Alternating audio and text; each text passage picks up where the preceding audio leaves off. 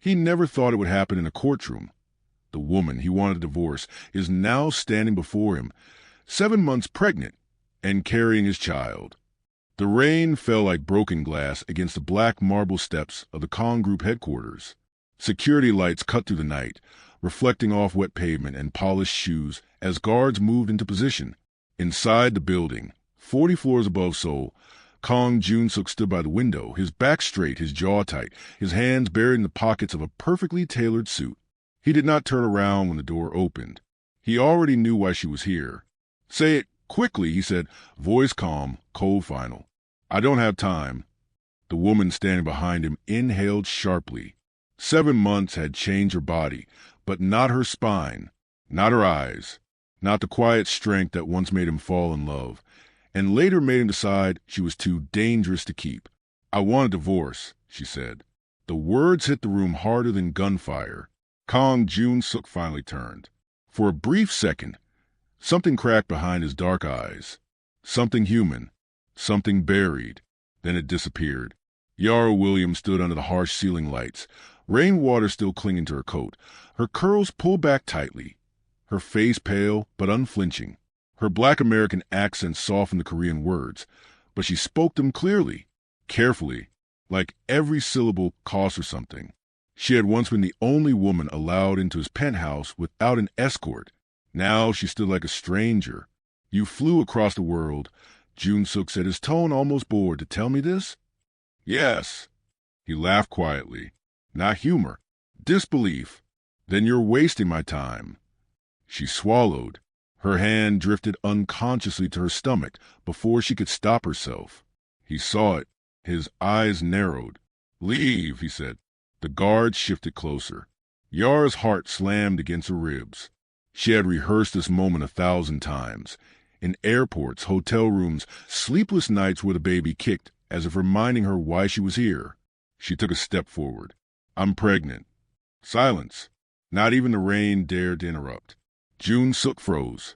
For the first time in years, the Kong heir, the man Seoul feared, the man rival gangs avoided naming, looked genuinely shaken. "What did you say?" he asked slowly. Yara lifted her chin, tears burning but unshed. 7 months, she said. "Your child."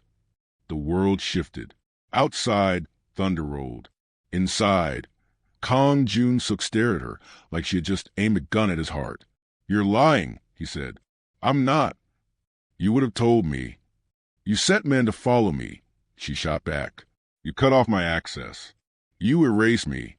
His jaw tightened. That was true. He had pushed her away to protect her. And now she stood here, carrying a secret that could destroy them both. "Get her out," he said suddenly. The guard stepped forward. Yara didn't move. "If you throw me out," she said quietly, "I'll leave Korea tonight, and you'll never see us again." The word has hung between them. Jun-suk raised a hand. The guard stopped. Slowly, he walked toward her.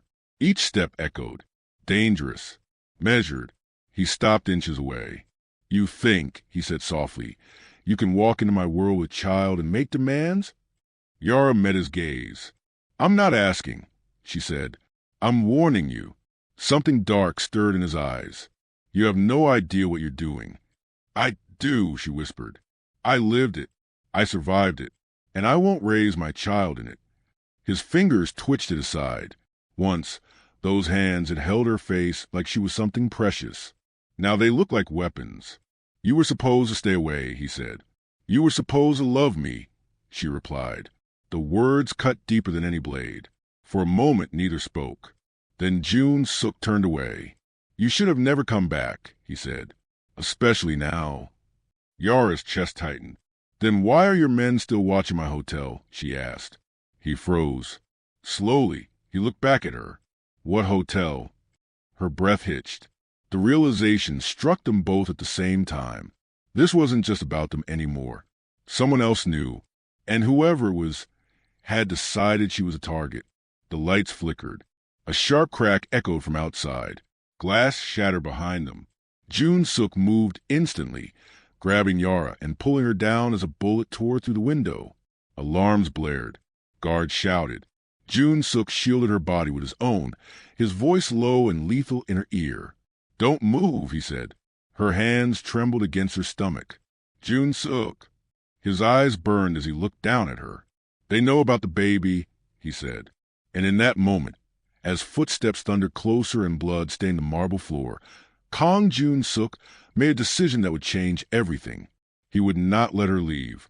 He would not let anyone touch his child. And anyone who tried would not live long enough to regret it. If you want to see what happens next and how their story unfolds, make sure to like this video and subscribe so you don't miss out. The emergency lights bathed the corridor in red as armed men flooded the upper floor. Jun-suk moved like instinct itself. He wrapped one arm around Yara, shielding her stomach with his body, and pulled her toward the private elevator hidden behind a gold panel wall. Glass crunched under his shoes. Somewhere behind them, a guard screamed in pain. Keep your head down, Jun-suk said, voice sharp but controlled. No matter what you hear. Yara nodded, heart pounding so loud she was sure the entire building could hear it. The baby shifted inside her, a slow, heavy movement that grounded her even as fear threatened to swallow her whole. The elevator door slid shut just as another gunshot rang out. The lift descended in silence, broken only by their breathing. Yara stared at the mirrored wall, barely recognizing the woman staring back at her. Her coat was torn. Her hands were shaking. Her eyes were fierce. When the elevator stopped, Jun-suk didn't let go immediately. He studied her face like he was memorizing it. You're staying, he said. It wasn't a request. I told you, Yara replied quietly. I won't. You're staying, he repeated, firmer now. The city isn't safe for you anymore. Leaving would be suicide. She pulled away from him, stepping into the underground garage. Black SUVs waited with engines running, doors already open. I didn't come back to be trapped, she said. I came to end this. Jun-suk slammed his hand against the car roof, the sound echoing sharply. You think I wanted this? He snapped. You think I wanted to bring you back into my life like this? She flinched, then steadied herself. You sent me away without a word, she said. You decided everything for me. Again. His silence was an answer. They got into the car. The door shut. The convoy moved. Soul blurred past the tinted windows, neon signs, late-night food stalls, couples laughing under umbrellas, a world that felt impossibly far away from the armored vehicles slicing through it. Who knew? Yara asked. Jun-suk stared straight ahead. Not many, he said, but someone found out. Her stomach twisted. Your enemies? All of them, he replied calmly. That calm scared her more than anger ever could. They arrived at the penthouse just before dawn. The city below looked peaceful, unaware of the blood spilled hours earlier. Inside, the space was immaculate, cold, beautiful. Yara had once called it home. Now it felt like a fortress. Medical staff arrived within minutes. Jun-suk watched closely as they checked Yara's vitals, monitored the baby, whispered reassurances. He didn't look away even once.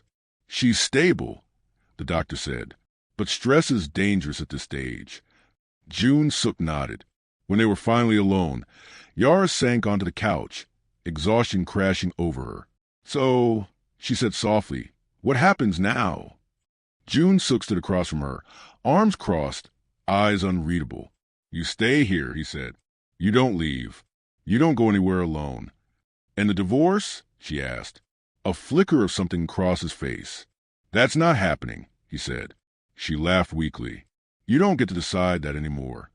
He walked closer. You walked into my life with my child, he said. You don't walk out. Her voice shook. You think this is about control?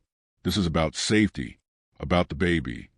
And whose fault is it that the baby is in danger? He asked quietly. The word stung. She stood up slowly, one hand bracing her back. Don't do that, she said. Don't turn this into blame. You chose the Mafia. I chose to leave. I chose to protect you, he said sharply. By erasing me, she fired back. By making me disappear like I never mattered? Silence stretched between them. Finally, Jun-suk exhaled. I had enemies watching every move I made, he said. I was losing men, losing territory. Anyone close to me became leverage. He looked at her then. Really looked. You were my weakness. Her chest tightened. You could have trusted me, she whispered. I couldn't afford to, he replied. That hurt more than she expected. That night, Yara lay awake in the guest bedroom, listening to footsteps outside her door. Guards. Always guards. Her hand rested on her stomach. I'm trying, she whispered to the baby. I really am. Across the penthouse, June Suk stood alone on the balcony, cigarette burning between his fingers as dawn painted the sky pale pink. His phone buzzed. A message. Unknown number. She shouldn't have come back. His jaw tightened. Another message followed. 7 months is late to hide a secret. June Suk crushed the cigarette under his heel. He typed one reply. Touch her, and I will burn your world to the ground. The reply came almost instantly. We'll see who survives. Inside, Yara suddenly woke, a sharp pain tightening her lower back. She gasped. Outside her door, the footsteps stopped. Then came the sound that made her blood run cold. A key turning in the lock. And she realized someone was already inside the penthouse. The door creaked open slowly. Yara's breath caught in her throat. The room was dark except for the faint glow of the city bleeding through the curtains. Her heart hammered, so hard it hurt. The pain in her back tightened again, sharp enough to make her gasp. Hello, she whispered. No answer. Her fingers curled into the bedsheet as she listened. Footsteps. Soft. Careful. Not a guard. Instinct screamed at her to run, but her body was heavy, slow, weighed down by fear and the life inside her. She reached for a phone on the bedside table. Too late. A hand clamped over her mouth. She screamed, but the sound never left her throat. Don't. A voice murmured in Korean, low and unfamiliar. I don't want to hurt you. Tears flooded her eyes. The man smelled like rain and metal. He leaned close, his grip firm but calculated, like someone trained not to panic. I just need you quiet, he said. The door exploded open. June Suk moved like a shadow pulled from darkness. The intruder barely had time to turn before June Suk slammed into him, driving him into the wall with brutal force. Yara cried out as the man released her, stumbling backward. June Suk didn't hesitate. One strike to the throat, another to the ribs. The intruder collapsed, gasping. Guards flooded the room seconds later, guns raised. Take him, June Suk said coldly. Alive. The man was dragged away, kicking weakly. Yara slid down the side of the bed, shaking uncontrollably. June Suk was at her side instantly. Are you hurt? He asked, scanning her, hand hovering but unsure where to touch. She shook her head, then winced as another pain tightened her lower back. I think something's wrong, she whispered. His face changed. All anger vanished. Call the doctor, he barked. Now. Minutes stretched like hours as medical staff rushed in again. Yara lay back, breathing to the pain, her fingers gripping June Suk's sleeve. He didn't pull away. I'm here, he said quietly. Look at me. Breathe with me. She did. Slowly, the pain eased. The doctor straightened, relief evident on her face. It's stress-induced contractions, she said. Not labor. But this cannot happen again. June Suk nodded once. It was not a promise. It was a vow. When the room finally emptied, June Suk sat beside Yara, elbows on his knees, staring at the floor. I'm sorry, he said. The words were rough, unpracticed. She studied him. You never apologize, she said softly. I do now. Silence wrapped around them. Who was he? She asked. One of my own, June Suk replied. Or he was. Her heart sank. So they're that close, she murmured. Yes. She swallowed. And the messages? His eyes flicked to hers. You saw. I heard your phone, she said. I know someone's threatening us. He exhaled slowly. There's a faction trying to remove me, he admitted. They think you're leverage. And the baby? They think the baby makes me weak. She laughed bitterly. They have no idea. He looked at her sharply. You think this doesn't scare me? She asked. Every step I take feels like a risk. But I didn't come back to beg. I came back because your child deserved the truth. He met her gaze. And what truth is that? That I loved you even when you pushed me away, she said. And I still do. But love isn't enough if it's built on fear. His throat tightened. You left without telling me you were pregnant, he said quietly. You left without telling me you were planning to disappear me, she replied. The words settled between them, heavy but honest. Later that night, Yara stood on the balcony, wrapped in a blanket, watching the city glow beneath her. Footsteps approached. June Suk stopped beside her, keeping a respectful distance. They interrogated him, he said. He didn't know about the baby until tonight. Her hands trembled. Then how did they know? June Suk's phone buzzed. He looked down. His expression hardened. What? She asked. He turned the screen toward her. A photo loaded. It was Yara, leaving a clinic in Busan weeks ago. Another message appeared beneath it. You should have stayed hidden. Her breath hitched. They've been watching me, she whispered. Yes, June Suk said, long before tonight. And the divorce? She asked quietly. He looked at her for a long moment. You're not my wife anymore, he said, but you are still mine to protect. She shook her head. That's not what I want. Before he could answer, a loud explosion shook the building. The balcony lights went out. The city below screamed to life with sirens. Yara clutched her stomach. June Suk pulled her into his arms instinctively, shielding her as smoke rose from the lower floors. His voice was deadly calm. They've crossed a line. And somewhere deep in the building, alarms began to fail, one by one. Smoke crept through the ventilation system. Thin at first, then thick enough to sting the eyes. Emergency sirens wailed, then choked into silence. The penthouse lights flickered once, twice, and died. Darkness swallowed everything. June Suk reacted instantly. He wrapped one arm around Yara, pulling her close, his body turning instinctively to shield her stomach. With the other hand, he reached under his jacket. The soft click of metal was louder than the alarms had been. Stay behind me, he whispered. No matter what happens. Yara nodded, fear crawling up her spine. The city below was chaos. Sirens shouting, flashing red and blue lights reflecting off the glass walls. The building felt suddenly hollow, vulnerable. Footsteps echoed from the hallway. Not guards. Too heavy. Too fast. June Suk's jaw tightened. They're inside, he murmured.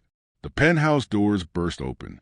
Men in black poured in, faces covered, movements precise. This wasn't a random attack. This was planned, calculated. June Suk fired once, then twice. The sound was deafening in enclosed space. Yara screamed as glass shattered, marble cracked, and one of the men fell. June Suk pulled her back, guiding her toward a hidden passage behind a bookshelf. Go, he ordered. Now. I'm not leaving you, she cried. You are, he snapped, because you're carrying my child. The word stopped her, not because of ownership, but because of fear, real fear. She moved. The passage slammed shut just as bullets ripped through the living room. Inside the narrow corridor, Yara ran as fast as her body allowed, one hand gripping the wall, the other pressed to her stomach. Her breath came in sharp bursts. Tears blurred her vision. Behind her, gunfire echoed, then silence. The corridor ended at a reinforced door. It opened automatically. A safe room. Yara stumbled inside and collapsed onto the floor. Seconds felt like hours. Her mind replayed everything, his voice, his arms around her, the way he'd looked at her when he said child. The door slid open again. June Suk stepped inside. Blood stained his sleeve. Not his. She surged to her feet despite the pain. Are you hurt? She cried. He shook his head quickly. Not mine, he said. Her knees nearly gave out. The door sealed behind them. The room hummed softly as backup power kicked in. Surveillance screens flickered on, showing smoke-filled hallways and unconscious bodies. Yara stared at the blood. You said this world was dangerous, she whispered. You didn't tell me it was like this. June Suk leaned against the wall, chest rising and falling heavily. I try to keep you far from it, he said. This is why. And yet here we are, she replied. He looked at her, really looked. You should hate me, he said. She shook her head, tears finally spilling. I hate the silence, she said. I hate that you decided alone. I hate that I loved you through it all. His expression broke. Slowly, he crossed the room and knelt in front of her, careful, gentle, like she was something fragile. I didn't push you away because I stopped loving you, he said quietly. I pushed you away because I love you too much. Her sob caught in her throat. Then why does it still hurt? She asked. Because love doesn't disappear, he replied. It just learns how to bleed. The safe room screen suddenly flashed. A new feed appeared. An older man sat comfortably in a leather chair, a faint smile on his lips. Chairman Park, one of the founders of the Kong Syndicate, the man who had watched June Suk grow up. Yara's stomach dropped. June Suk went still. So, Chairman Park said smoothly, his voice filling the room. The rumors were true. His eyes shifted to Yara's stomach. You brought your weakness home. June Suk stood slowly, placing himself between Park's image and Yara. Say what you came to say, he said coldly. Park smiled wider. You were never meant to lead forever, he said. And now, you've given us the perfect reason to remove you. Yara's hands trembled. This isn't about leadership, she said suddenly, her voice shaking but strong. This is about fear. Park chuckled. Smart girl, he said, but still disposable. June Suk's eyes burned. If you touch her, he said, there will be nothing left of you. Park leaned forward. Then come see me, he said. Alone. The screen went black. Silence returned. Yara looked up at June Suk, terror and resolve colliding in her chest. You can't go, she said. It's a trap. I know, he replied. She grabbed his hand. Then don't. He squeezed her fingers once. If I don't, he said softly, they'll keep coming. For you, for the baby. Her voice broke. I already lost you once. He lifted her hand, pressing it gently to his chest. You didn't lose me, he said. You just didn't know where to find me. Her breath hitched. He leaned down, resting his forehead against hers. For the first time, he whispered, I'm afraid. She closed her eyes. So am I? Outside the safe room, alarms finally fell silent. And in that quiet, they both understood one terrifying truth. To protect their future, June Suk would have to walk straight into the past that wanted him dead. Morning arrived without sunlight. Thick gray clouds pressed low over Seoul, turning the city into a cold, breathless maze of concrete and shadows. Inside the safe room, time felt suspended. Yara sat on the couch, knees drawn close, staring at the surveillance screen that replayed the attack on mute. Every flash of movement made her flinch. Every shadow looked like another threat. June Suk stood near the wall, jacket off, sleeves rolled up as a medic quietly cleaned the blood from his arm. His expression never changed. When it was over, he dismissed everyone with a single look. The door sealed again. Silence returned. You really going? Yara said finally. He didn't answer right away. Yes, he said. Her chest tightened. Alone. He nodded. She stood, ignoring the ache in her back, walking toward him slowly. Chairman Park raised you, she said. He knows how you think. That's why I'm going. June Suk replied. He expects fear. Or rage. And what will you give him? June Suk met her eyes. Neither. She stopped in front of him. This isn't just about power anymore, she said. It's about a child who hasn't even seen the world yet. His jaw flexed. Exactly. She searched his face, memorizing him. The scar near his eyebrow, the tension in his shoulders, the way his eyes softened only when he looked at her. Promise me something, she said. He hesitated. I don't make promises I might not keep. Then make this one, she whispered. Come back. The word came out fragile, honest. Something shifted in him. He reached out, placing his hand gently over her stomach. The baby moved, slow and firm, as if responding. June Suk inhaled sharply. I will, he said, no matter what it costs. She covered his hand with hers. You don't have to carry everything alone anymore, she said. Not after this. He leaned down, pressing his forehead lightly to hers. Stay here, he murmured. If anything happens... Don't, she interrupted. Don't say it. He nodded once. Then he turned and walked away. The doors closed behind him with a sound that echoed far too loudly. Hours passed. Yara tried to sleep, but couldn't. She walked the penthouse slowly, guards following at a respectful distance. She stopped in the kitchen, the living room, the balcony, every space filled with memories she didn't ask for. Finally, her phone buzzed. A blocked number. Her heart stuttered as she answered. Yara Williams, a man's voice said smoothly, You don't know me, but I know you very well. Her grip tightened. Who is this? A friend, he replied. One who thinks you deserve the truth. The call ended. A message followed. A location. And a photo. Yara's breath left her lungs. It was June Suk, on his knees, blood at his temple. Chairman Park standing behind him, hand resting on his shoulder like a proud mentor. Her hand shook violently. No, she whispered. Without thinking, she grabbed her coat. The guards reacted instantly. Madam, you can't.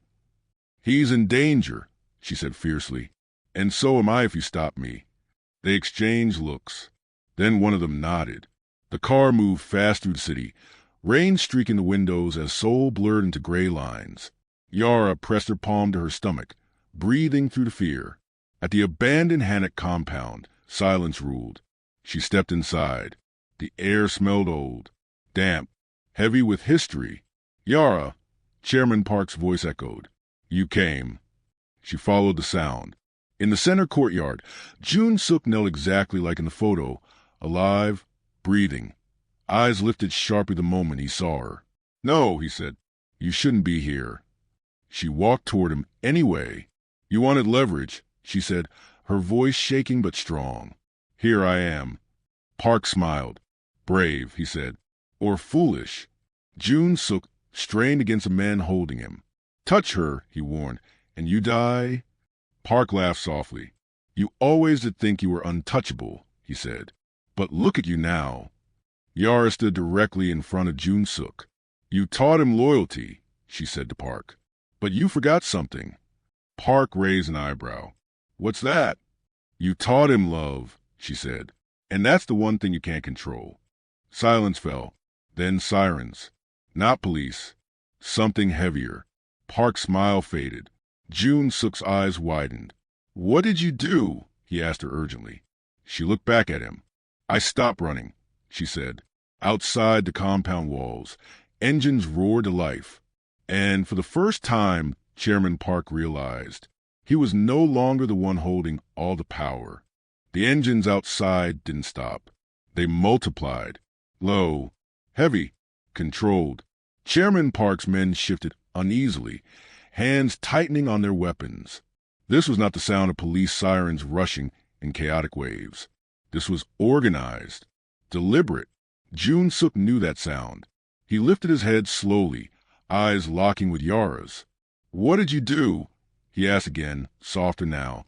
Yara swallowed, her heart racing. I told the truth, she said, to the people who still believe in you. Park's face darkened. Impossible, he said. You have no allies left, boy. I made sure of it. Footsteps echoed beyond the courtyard walls. Measured, disciplined. Then a familiar voice rang out. Chairman Park. Everyone froze. From the shadows stepped Han Min-jae, June Suk's right-hand man, the one rumored to be dead months ago. Alive, unarmed, calm. Behind him, dozens of men filled the entrance, not pointing guns, but standing firm, blocking every exit. Park's lips parted slightly. You, he said, I buried you. Min-jae smiled faintly. You tried. June Suk's breath caught. Min-jae, he whispered. Min-jae glanced at him, then bowed slightly. I told you once, he said. I'd follow you even into hell. Park laughed sharply, but there was no humor in it now. You think loyalty wins wars, he scoffed. This organization was built on fear. Min-jae shook his head. No, he said. It survived because of respect, something you lost. Park turned to Yara, eyes narrowing. So you're the one, he said, the woman who softened him. She stood taller, despite the fear shaking her legs. I didn't soften him, she said. I reminded him who he was before you tried to turn him into a weapon. Park stepped closer, voice lowering. You should have stayed hidden, he said. You and that child are mistakes. Jun-suk surged forward despite the man holding him. Enough, he said coldly. This ends now. Park raised his hand. The courtyard fell silent. For years, Park said slowly, I shaped you, protected you, made you powerful. You made me alone, Jun-suk replied. There's a difference. Park studied him for a long moment. Then he laughed again, quiet, bitter. So this is your rebellion, he said. A woman and an unborn child. Jun-suk met his gaze without flinching. This, he said, is my future. Min-jae stepped forward. Chairman Park, he said, the board has already voted. Park stiffened.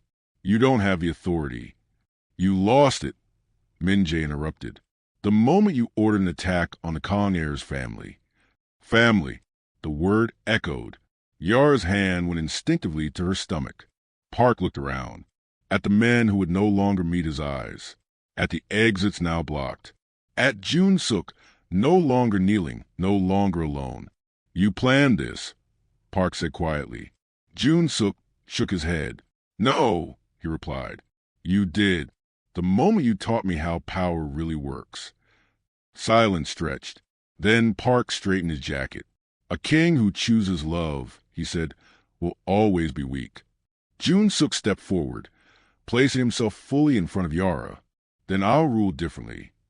Min-jae gave a sharp signal.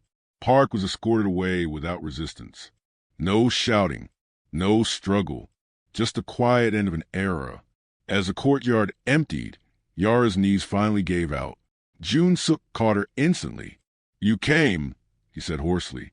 You shouldn't have. She looked up at him, tears in her eyes. I told you, she whispered. You don't carry this alone anymore. He pulled her into his chest carefully, one hand cradling her back, the other resting protectively over her stomach. For the first time, he let himself breathe, but peace never comes without a cost. Min-jae approached, expression serious. It's not over, he said quietly. Park is loyalists, and the media will circle once this breaks. Jun-suk nodded. I know. Yara looked between them. What does that mean for us? She asked. Jun-suk looked down at her. His eyes were steady. It means, he said, the world is about to know who you are. Her breath caught. And who is that? She asked. He placed her hand over his heart. My wife, he said softly, and the mother of my child. Her eyes widened. You said the divorce. I said it wasn't happening, he replied. I just hadn't asked you yet. Before she could answer, a sudden wave of pain tightened her abdomen. She gasped. Jun-suk's face drained of color. Yara. She clutched his sleeve. I think, she whispered. Something's wrong. Min-jae was already calling for a car. Jun-suk lifted her carefully into his arms. As they rushed toward the waiting vehicles, rain began to fall again. Soft at first, then harder. And somewhere in the distance, thunder rolled. Because even though one war had ended, another was about to begin. The hospital lights were too bright, too clean, too unforgiving. Yara lay on the bed, breath shallow, fingers clenched in the thin white sheet as another wave of pain rolled through her. Machines beeped steadily, measuring a life that felt suddenly fragile. Jun-suk stood beside her, helpless in a way he had never been before. He had faced guns without blinking. This terrified him. Look at me, he said softly, brushing damp curls back from her face. You're doing great. Just breathe. She tried to smile. I told you, she whispered between breaths. Drama follows you everywhere. His lips trembled despite himself. Doctors moved around them. Calm voices, quick hands.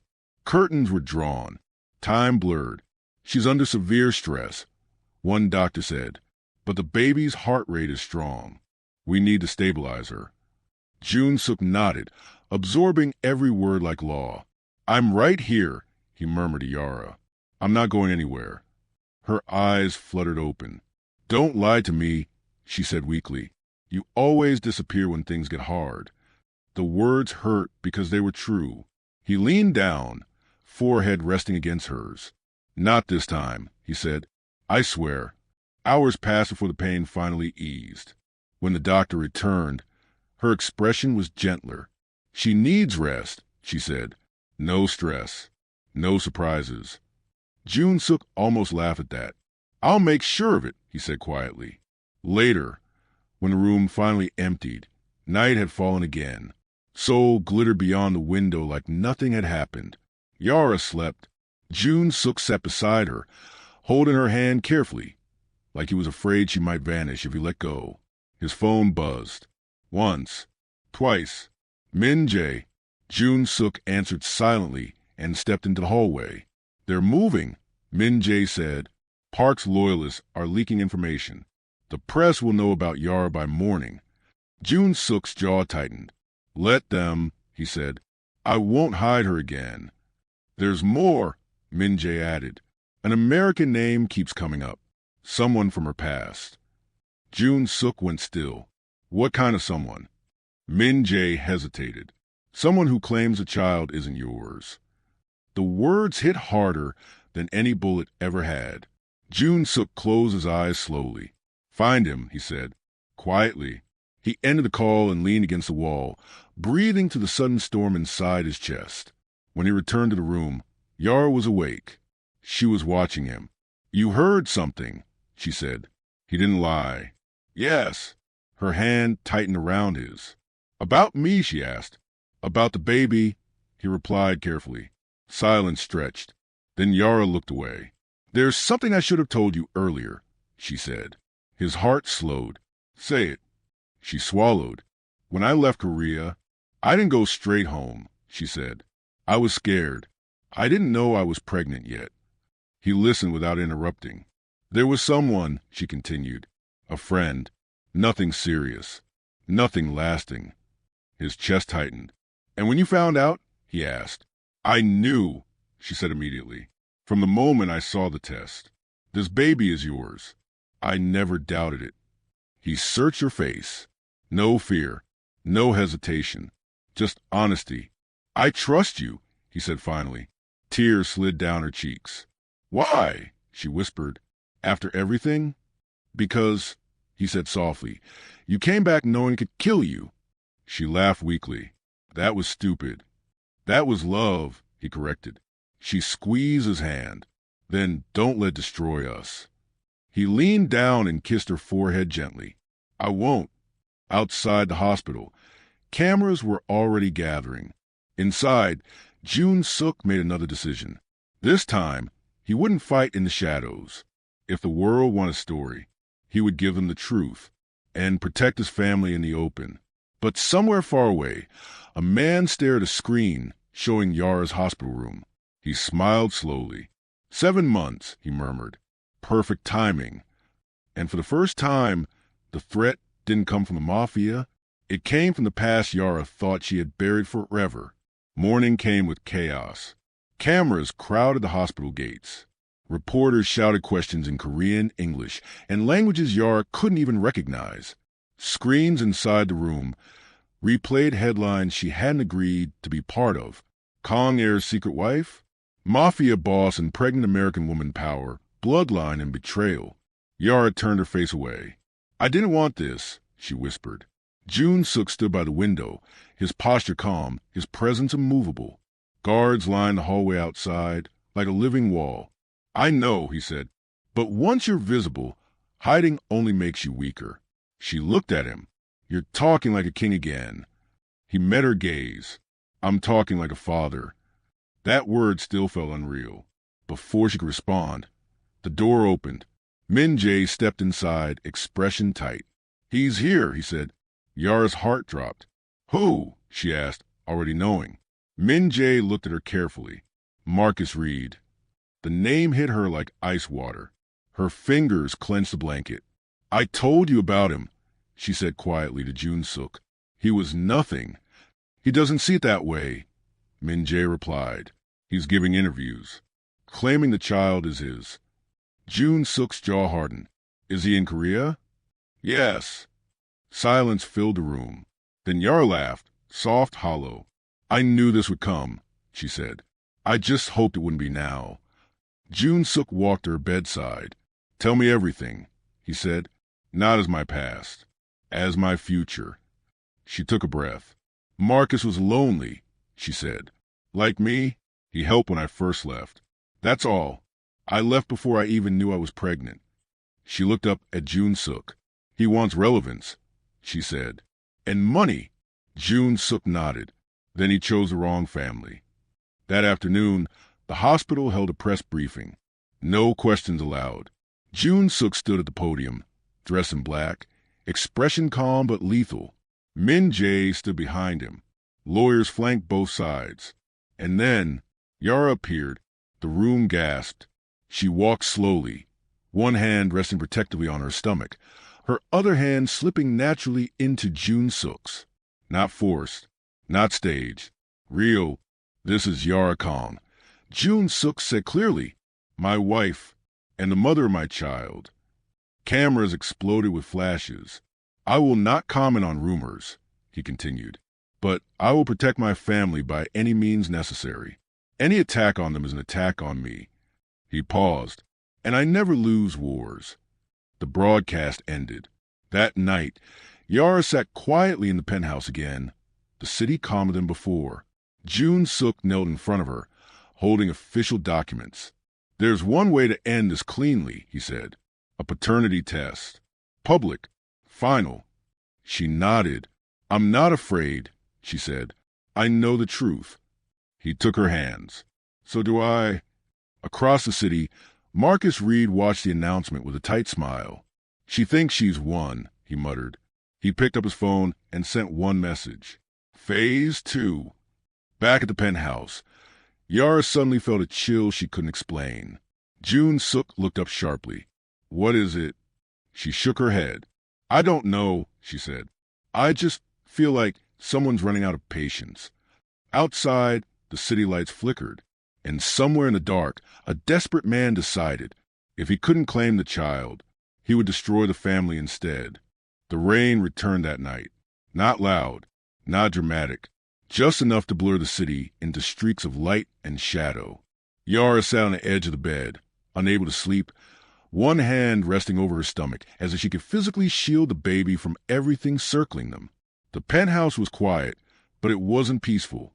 It felt watched. Jun Suk stood near the window, phone pressed to his ear, voice low. Lock down every entrance, he said. No exceptions. If anyone breathes wrong, I want to know. He ended the call and turned to her immediately. You're thinking again, he said. She gave a small, tired smile.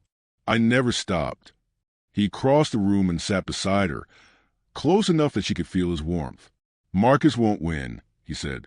Men like him always overplay their hand.